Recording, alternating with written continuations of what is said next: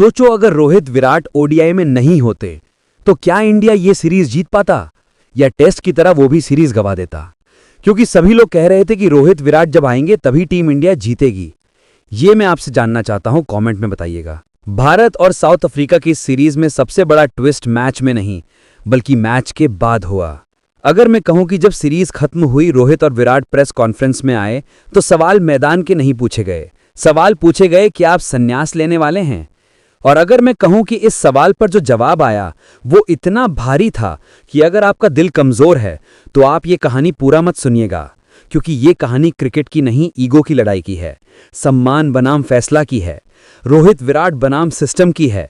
और हां, अगर आप रोहित या विराट के फैन हैं तो मैं आपको पहले ही चेतावनी दे दूं, ये कहानी आपकी रूह हिला देगी। दक्षिण अफ्रीका का वो अपमान। सीरीज खत्म होती है, स्कोरबोर्ड पर इंडिया की जीत चमक रही है, लेकिन पर्दे के पीछे कुछ और उबल रहा है। साउथ अफ्रीका का हेड कोच कैमरे के सामने खड़े होकर बोल देता है, हम चाहते थे भारत को घुटनों पर देखना, हम चाहते थे वो गिड़गिड़ाएं। सोचिए, किसी विदेशी देश का कोच भारतीय टीम के लिए ये शब्द बोलता है और किसी को फर्क ही नहीं पड़ता। लेकिन ये बात सिर्फ जमीन पर नहीं गिरी, ये बात सीधे जाकर लगी विराट कोहली और रोहित शर्मा के सीने पर। क्योंकि इतिहास गवाह है, जिस दिन किसी ने विराट के ईगो को छुआ उस दिन या तो सामने वाला टूटा या फिर खेल का इतिहास टूट गया। रोहित का जवाब बल्ले से ऑस्ट्रेलिया के खिलाफ 3 मैचों की ओडीआई सीरीज, जहां कुछ लोग बोल रहे थे शुभमन नई सनसनी है, रोहित बूढ़ा हो गया है, अब बदलने का समय है। रोहित ने बिना कुछ कहे बल्ला उठाया और कहा, बेटा बूढ़ा दिखता हूं पर करता बच्चा हूं। 3 मैच, 202 रन, 101 की औसत, 1 शतक, 1 अर्धशतक। ये सिर्फ रन नहीं थे, ये एक चिल्लाहट थी, हम अभी खत्म नहीं हुए हैं। विराट का तूफान। फिर आई साउथ अफ्रीका सीरीज और भाई साहब जो हुआ उसने इतिहास हिला दिया। 3 मैच, 3 शतक, नहीं रुकने वाला। विराट स्ट्राइक रेट 117, औसत 151 और दिलों पर राज करने वाला अटैक मोड। विराट कोहली ने नहीं, विराट ने दिखाया, अगर हमें छेड़ोगे तो हम पूरे बोर्ड को हिला देंगे। 271 रन का पीछा, 9 विकेट से। साउथ अफ्रीका ने 270 रन मारे, लेकिन भारत ने 40 ओवर से पहले मैच खत्म कर दिया। 9 विकेट से सर, 9 विकेट से। जायसवाल ने शतक ठोका, विराट ने टन टन टन बजा दिया, रोहित ने कप्तानी में दिमाग घुसा दिया। ये सिर्फ जीत नहीं थी, ये जवाब था। जवाब उस कोच को, जवाब पूरी दुनिया को, जवाब उन लोगों को भी जो पर्दे के पीछे बैठे हैं और कहते हैं रोहित विराट अब बस करो। असली बवाल रिटायरमेंट का सवाल। मैच खत्म, शोर शांत, कैमरे ऑन। पहला सवाल, सर क्या ये आपका आखिरी मैच है? दूसरा सवाल, क्या आप अगले साल संन्यास ले लेंगे? तीसरा सवाल, क्या आपकी जगह किसी और को तैयार किया जा रहा है? और उस वक्त पूरा रूम चुप। रोहित की आंखें लाल, विराट का चेहरा सख्त। रोहित ने कहा, हम कब खेलेंगे, कैसे खेलेंगे, ये हमसे ज्यादा किसी और को तय करने का शौक है। और विराट ने धीमे से कहा, हमारा सपना 2027 का वर्ल्ड कप है, लेकिन हमें मौका मिलेगा या नहीं पता नहीं।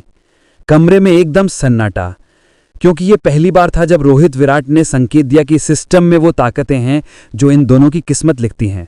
विराट का गुप्त सपना। विराट कोहली क्यों टेस्ट से जाना नहीं चाहते थे?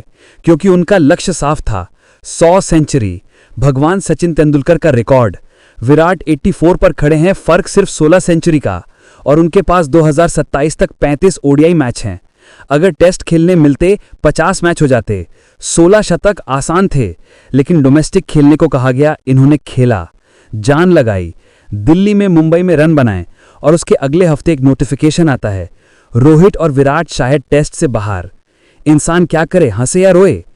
इन्होंने खेला इसीलिए कि हम टेस्ट खेलते रहेंगे, और वहां से करियर ही मोड़ दिया गया। ओडीआई इन दोनों का फेवरेट फॉर्मेट। ओडीआई वो फॉर्मेट है जहां ये दोनों भगवान बन जाते हैं। ओडीआई वो फॉर्मेट है जिसमें भारत को सबसे ज्यादा उम्मीदें हैं। और ओडीआई वर्ल्ड कप 2027 इन दोनों का आखिरी सपना। लेकिन बीसीसीआई का बयान, हम मीटिंग में निर्णय लेंगे कि रोहित विराट 2027 खेलेंगे या नहीं। मतलब भारत के 2 सबसे बड़े मैच विनर, जिन्होंने 18-20 साल दिए क्रिकेट को, जिन्होंने Australia, England, South Africa, Pakistan, हर टीम को चटनी बनाया, उन्हें यह कहा जा रहा है तुम्हें मौका देंगे या नहीं ये हम तय करेंगे। दोनों का आखिरी स्टेटमेंट कमेंट्री बॉक्स। सवाल आया, क्या यह आपका लास्ट मैच है? क्या 2027 आपका लास्ट डांस है? क्या आप रिटायरमेंट प्लान कर रहे हैं? और दोनों ने कहा, रोहित, हम खेलना चाहते हैं, हम एंजॉय कर रहे हैं, लेकिन हम नहीं जानते कि हमें अगला मौका दिया भी जाएगा या नहीं।